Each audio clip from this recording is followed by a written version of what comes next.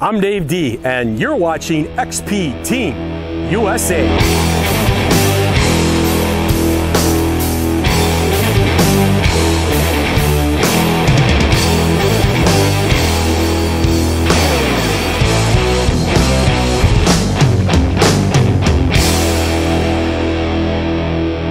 In this episode, team member Scott Lupro will take us on a scenic water hunt down the Monocacy River in Maryland.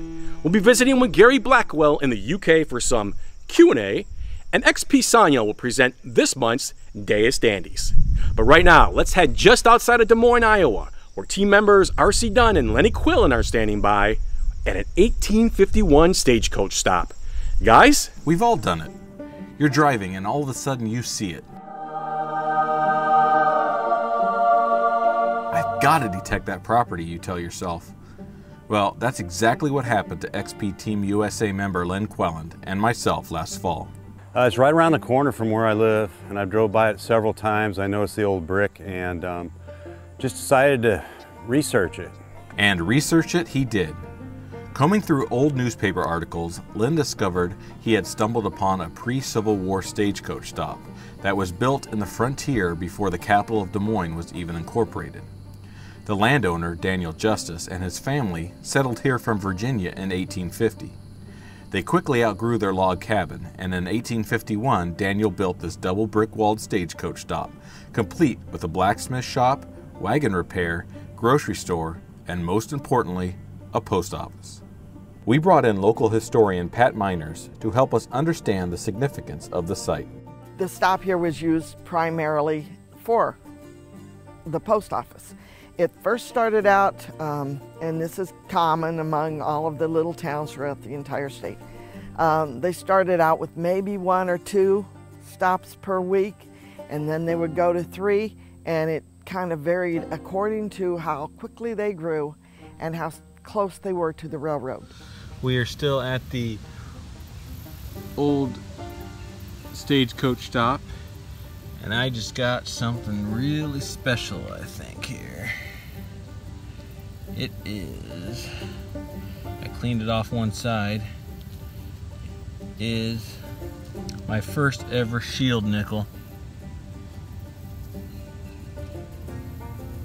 Our discoveries of both shield and V-nickels, and even a trime, lent credibility to the early hand-drawn maps that placed the location of the post office on the western corner of the property.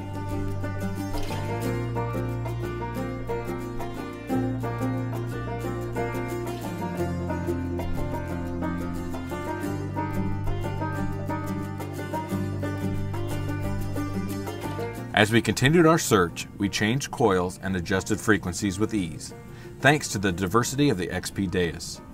It was becoming evident that this was a popular and busy stop in the years before the railroads entered the capital city. This was an intersection, prominent spot in the community. Stagecoach stops were necessary, kind of like our strip malls are today. You need some place to go and get your provisions. Well, of course, most of them were brought in by stagecoach.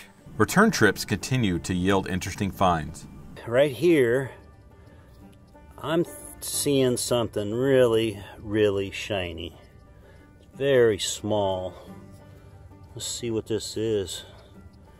It looks almost gold to me. Looks very, very small.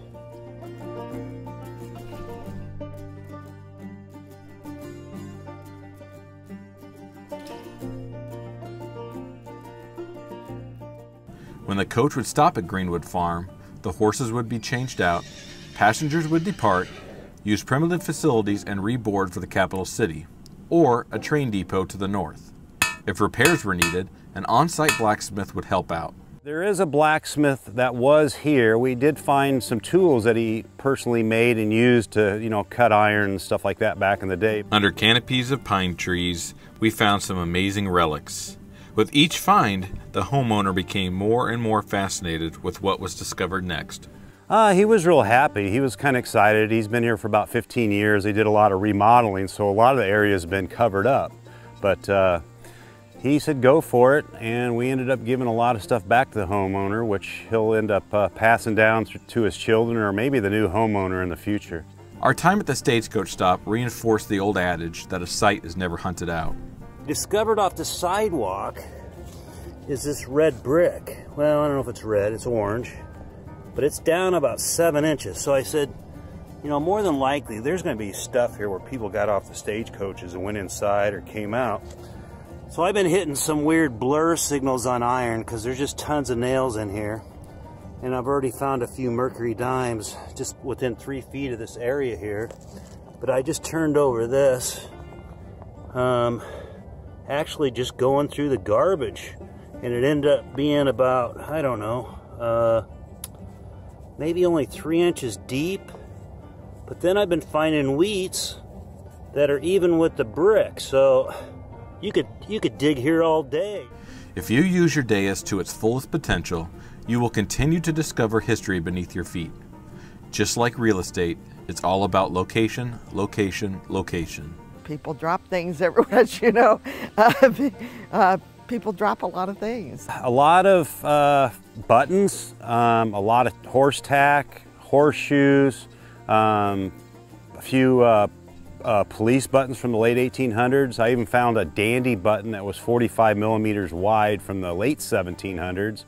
And just a lot of coins, V nickels, shield nickels. Not a whole lot of silver here, but jewelry as far as rings, a few necklaces, and just a lot of odds and ends. Spend the time researching old plat mats and keep an eye out for old homes placed every 12 miles. Who knows, it could be a stagecoach stop.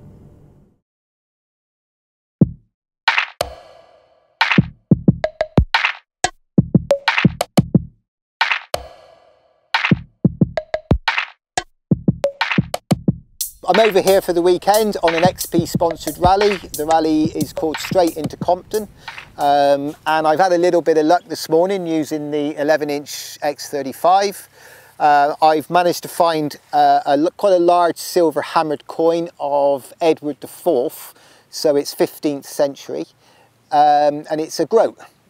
I've been using the 11-inch now for about 4 or 5 weeks. Firstly, the boost mode. I found the boost mode to be particularly useful. If you've got a signal and you need to clear it up slightly, having that extra bit of depth really does help. Boost is only available in 3 to 4 kilohertz. If you're looking for higher, bigger conductive targets, i.e. hordes that we call over in the UK, or your bigger silver coins, the more conductive targets, the boost mode is good for, the lower kilohertz is good for that, and the boost mode will help bring those deeper targets to life. The X35 will go up to 28 kilohertz. The higher frequencies that are available in the coils are particularly good if you're looking for smaller targets in contaminated ground. The high frequency coils that would produce, the white coils, they were specifically aimed at looking for smaller targets in contaminated soils or mineralized ground. What you've got with the X35 is you've got a coil that is capable of going up to 28 kilohertz. So that is going to be particularly helpful if you're looking for those smaller targets, again, in mineralized ground or contaminated ground. So you've got the feature that you can swip through the different kilohertz. In my opinion, definitely well worth the money. The extra features, the boost mode and the extra kilohertz, those alone make it definitely worth a purchase. The older black coil, they still have a good place. They're still exceptionally good coils. But the X35 gives you that little bit more oomph in the field. So definitely worth buying. We had a lot of great finds sent in from our members across the US. Let's check them out now on our Day of Standees.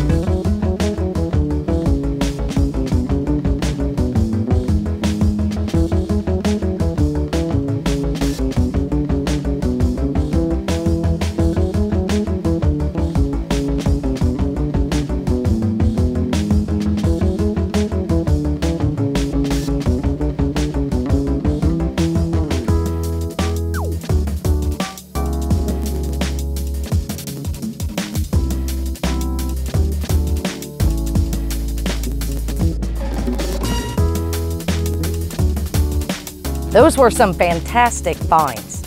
My personal favorite is Tony Mantia's 1854 3-cent silver coin that he found detected in a farm field in southwest Ohio. Congratulations, Tony. You've got some Deus hats coming your way.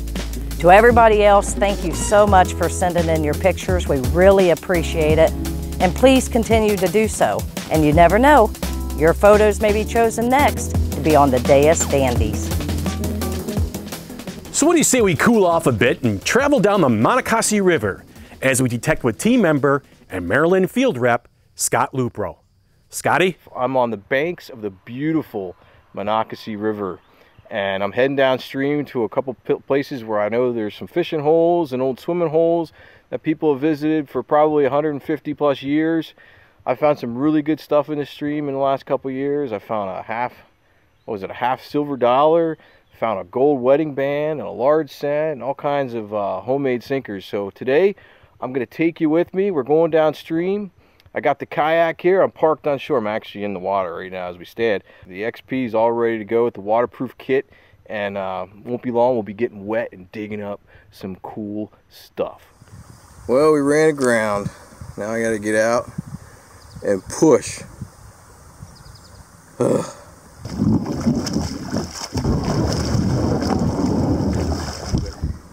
When I'm out on these water excursions, this is what I look for. I look for this bedrock down here. You see how the bedrock just kind of runs along all the way up here? And we're going to keep going downstream. We got a little ways to go. I see where I want to be, that way down there. I've had to pull my kayak more than I've floated in it, because once I get in it, I'm too damn heavy to float. Alright guys, I got my first signal and I already see it in the water. So we're not even going to have to go under for this one. But hear how clear that is? That's showing up as an 80, 81 on the box, control box. So let's go see what it is. Nope, I can already see what it is. You guys see it down there? It's going to be a sinker. Not a homemade one, but it's a sinker. It's a start. So let's keep going. Well, I got another signal here. Looks like it might be a bullet. Let's go in here and check it out. It's not really that deep, so I don't really need to take you under, but yeah, it kind of looks like an old bullet.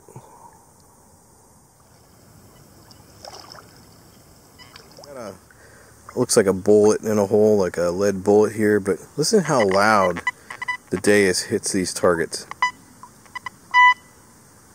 I mean, man, pounds them. The HF coil in the water is amazing. I mean, that is a kill. And that's even enclosed in a waterproof case. So anyway, here's the target.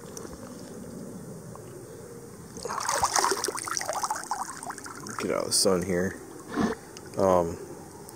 Yeah, I keep finding these little bullet things.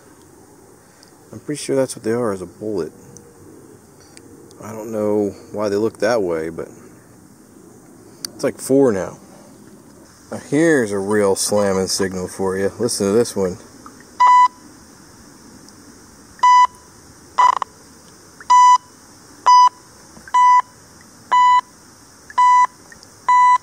It is ringing up 95 on the VDI. You guys want to see what it is? Of course you do. It's not what you think, but it sounds just like a great looking or great sounding coin, but it is not a coin. But check it out. Ready? Plug your nose.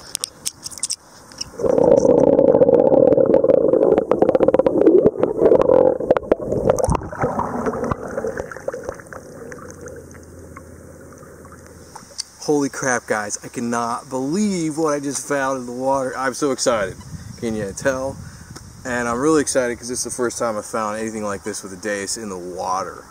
I thought it was a sinker. I wasn't even filming. but I want you to go down and check it out with me. You guys ready?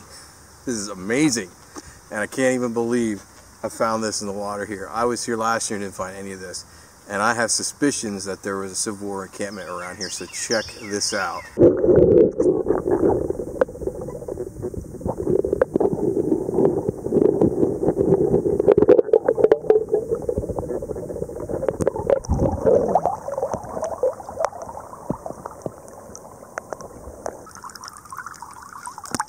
Get out the sun here.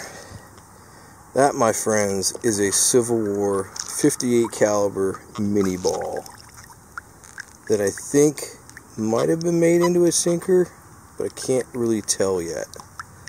Let me clean it out and see. Alright guys, I don't think it was a sinker. I think it's actually a drop-through ringer. It looks like there's a hole at the top, but if you look at it closely, it's really not a hole. I think it was just where it was resting on the bottom, because there's nothing in the base. That is super cool, finding a 3-ringer in the river. Now I'm going to have to go slow in here. Maybe there's a bunch more that no one ever even thought to look for here. So I'm going to slow down a little bit and check this out really slow in this area. Hey guys, I'm done here in the water. I'm just getting ready to walk out. I'm going to walk out under the bridge here, maybe find a couple coins under the bridge. If I do, turn the camera back on. But hey, it was a lot of fun today. We found a Civil War bullet, a lot of junk, and some sinkers. But when I get home, I'll do a little recap for you and talk about the XP a little bit and the water kit, and maybe show you how I install it. You just can't explain what it's like when you find a Civil War bullet in the water. But today I did, and it was amazing. When I pulled it up, I was surprised. I was not expecting that. But that was the only real good thing I did find this morning and this afternoon. But it's okay, you know, you're in the water, it's hot, and it's a beautiful day to be in the water. So it was a nice day to take you along with me. But right now, let's go check out what we got, and then we'll sign off, and then I'll hopefully see you again. Alright, for starters, let's look at the junk. So when you're out detecting in the water, you expect to dig this kind of stuff. Especially, you know, you're going to want to dig this stuff if you're in an area where there was Civil War activity, because one of these could sound exactly like a U.S. plate. The copper pipe rang up sweet, but that's what it is, a copper pipe. So you will dig some junk. It's just par for the course. But you will also dig some sinkers, some bullets, some fishing lures, and some other stuff. But if you're digging these kind of things, you are gonna find something good eventually. I'm telling you, trust me. Coins are out there too. You will find a coin here and there, and sometimes you'll get lucky and it'll be old. But if you're really lucky, like I was today, you can find one of these. That is a Civil War bullet, probably over 150 years old. It's a 58 caliber. It's amazing when you find those in the water. That's one of my favorite things to find when you're out water detecting. The XP did amazing today. Like I said, I'm going to do a video on how to install this water kit, because I think a lot of people are a little intimidated by it. And to be honest with you, it worked like a champ. So there's a couple gotchas you have to be aware of when you're using the water kit, but I'll go into all that when I do the video on how to install a water kit. That'll be coming up. Thanks, Scott. Awesome video. Well, it's time to fasten your seatbelts, because we're headed over to the UK for some Q&A with XP's very own Gary Blackwell. Hi, Mr. Gary. My name is Edward Munch, Detective CR. I am from Bethlehem, Pennsylvania, USA. And my question for you is, what's the difference between the elliptical coil versus the high frequency 9 inches coil when it comes about depth? I would appreciate your answer. Thank you so much, Mr. Gary. You've got the 9-inch round or the elliptical. What's the advantages and disadvantages of each coil? Let's start with the round coil. It uses 3 different frequencies, but in between each frequency you've got 7 offsets, whereas the black coil had 3 offsets. This tops out at about 50 something kilohertz. The elliptical tops out at 80 kilohertz, so this is a lot higher frequency. Now, because it's round, you get a much bigger footprint, so you've got a bigger search area, possibly a little bit more depth on certain size targets. But as a rule, this search coil is probably best for more general searching. It goes down to 14 kilohertz as well, which is probably my choice for wet conditions. I like to use the lower frequency if the conditions are a little bit wet. Now let's switch over to the elliptical coil, because this is the one that gets people's interest. Because of its shape and size, it can winkle in between trash. Here in the UK we've got the Thames foreshore, which is littered with trash, but there's good targets nestling in between it. And the guys who search on the foreshore absolutely love this search coil. So how can we convert that to the USA? Well, you guys know you've got cellar holes, which are equally as trashy. You've got parks that are trashy, various other places. So it's up to you guys to really have a think and think, where would this be best applied? Also, if there's high mineralisation in the soil, the elliptical coil has got a smaller footprint, so it sees a lot less of the soil, and this makes finding small targets such as gold nuggets, coins on edge, a lot easier in highly contaminated soil. Magnetic soil. And depth. People often ask, which is the deepest out of the HF coils? Well, that's a bit of a difficult question, because let's take a small target, a very small target, a coin on edge for example. You might not get that using the 50 kilohertz round coil, but you will get it using 80 kilohertz on the elliptical coil. So it's not so much a case of depth, it's will you find or miss a target. The elliptical coil is the lightest coil in the range. It's really easy to maneuver. So going back to what is the best coil, honestly guys, it's personal choice. You need to find the coil which suits your search environment and your particular targets. Personally, I tend to use the round coil for most of my search scenarios, but if I get a little hot spot, this elliptical coil is an absolute killer.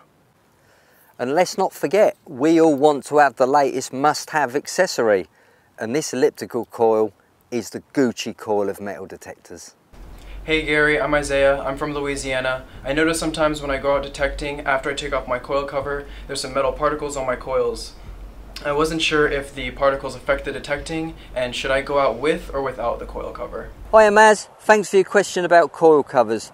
For sure, periodically take them off and clean all the dirt or sand out between them. It's always good housekeeping. I always use a coil cover because why not? They're cheap, they're replaceable, and this is cheaper than that, so it makes sense. Also, the XP Deus black coils, there's two types of coil covers. You've got the more recent coil and you've got the older coil with just the XP logo. You can tell the difference because inside your coil cover you will have number 2 for the more modern one and number 1 for the older black one. Thanks for your question, and we'll see you soon. I have a question for Mr. Blackwell regarding the Deus. I've used the Deus for a couple years now, and I primarily use it in fields, iron-infested field sites. And one of the things that I guess frustrates me a little bit is it's very chattery, and I can't really figure out how to tune that chatter out, and it causes a problem because you know, when you're in a field and you're looking for, say, an old half dime or some of the smaller targets, that chatter is a high tone, and I've kind of learned how to tune it out in my mind. But what I'd like to know on the Deus is how can a quick setting I can make on the Deus to tune that chatter out without altering my program too much, right? Like sensitivity I've heard, and I've tried that. I've tried to turn down the sensitivity. Yeah, that kind of works, but it's odd because it's on some sites it's really chattery, while other sites it's dead silent. So, Mr. Blackwell, if you could answer that question, I would be very grateful. Thank you. Hi Jeff, thanks for your question. You say you're getting false signals on an iron contaminated site. If they're high spikes, there's a couple of things you can try. For a start, I noticed you're using the black search coil. You're probably on TX gain number 2, so just go into sensitivity expert and turn your TX gain from 2 down to 1. And also make sure your detector's not in tracking mode, because if it's tracking, this can give you false signals. A manual setting of between 88 and 90 will be perfect. And last of all, make sure the signals you're getting aren't EMI, so make sure there's no electromagnetic interference giving you what you may think is a false signal. So just tweak your machine to the surroundings using the sensitivity TX gain on 1, tracking manual 88 to 90, see how you get on. Please report back, we'd love to hear what you found and how you're doing. Hey Gary, this is Scott down here in Maryland. I got a question for you from my friend Ted out in Ohio. He was a little afraid to be on camera, so I thought I would ask for him. Question number 1, he has 2 questions. Can you explain under what conditions would you use negative discrimination? Hi Scott and Ted, thanks for your question. Sub-discrimination minus 6.4. That's normally used for getting information from the ground. You can find a site of habitation or just get some general feedback of the area you're searching. Now if you didn't want to hear the ground, just simply raise the discrimination up from minus 6.4 to minus 2, and this will eliminate the ground feedback. But personally, I like to get the ground feedback, like I say, because it takes me to the spots where there was possibly something happening in the past. And question number 2, can you explain in detail what exactly ground notch does, and in what conditions or what type of sites would ground notch be useful? Thanks, Gary. Well, it's only used when you're using a lower ground balance setting, because as you lower the ground balance setting, you start introducing signals from difficult rocks, very much like this. This is a hot rock, and this will give you a good signal if you lower the ground balance below the hot rock range. So ground notch is exactly like your normal notch. You can use ground notch to eliminate specific targets that are made from the ground or hot rock. Thanks, Gary. And thank you guys for your questions. You know, there's nothing like an awesome tone followed up by an awesome find. Now, capture that on video and you can be a part of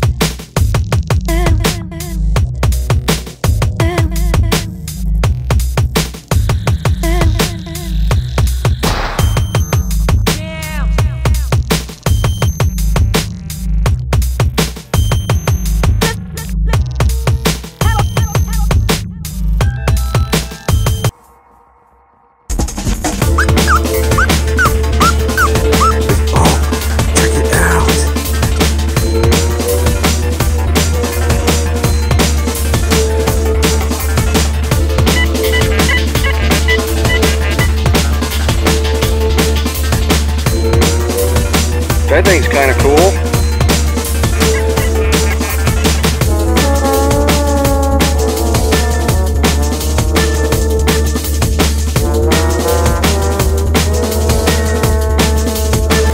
I'm Hans from Germany, and I wanted to say that I really enjoy your show.